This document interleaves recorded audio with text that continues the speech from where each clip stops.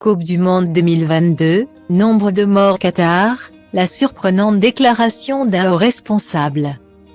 Si beaucoup craignaient que cette Coupe du Monde au Qatar soit un véritable fiasco, force est de constater que jusqu'ici, la compétition se déroule sans accroc.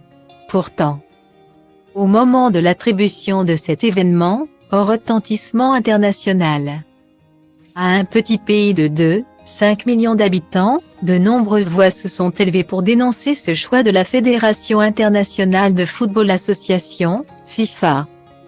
Plusieurs raisons ont poussé les gens à ne pas tous être ravis par cette décision et notamment le manque de culture footballistique de ce pays situé dans le Moyen-Orient.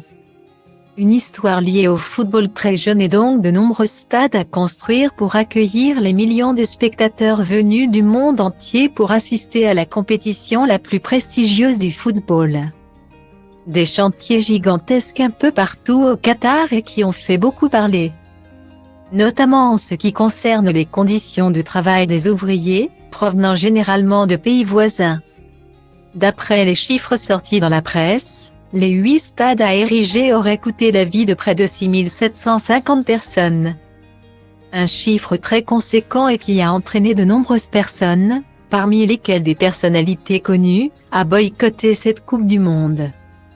Des chiffres vivement contestés par Comité suprême en charge de l'organisation de la Coupe du Monde 2022, qui estimait pour sa part qu'il y avait eu 3 décès sur ces chantiers.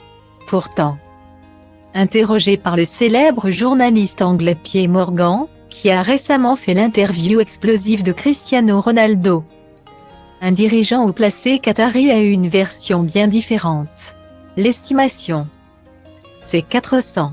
Entre 400 et 500, je n'ai pas le chiffre exact, a déclaré le président de ce comité, Hassan Al-Thawadi.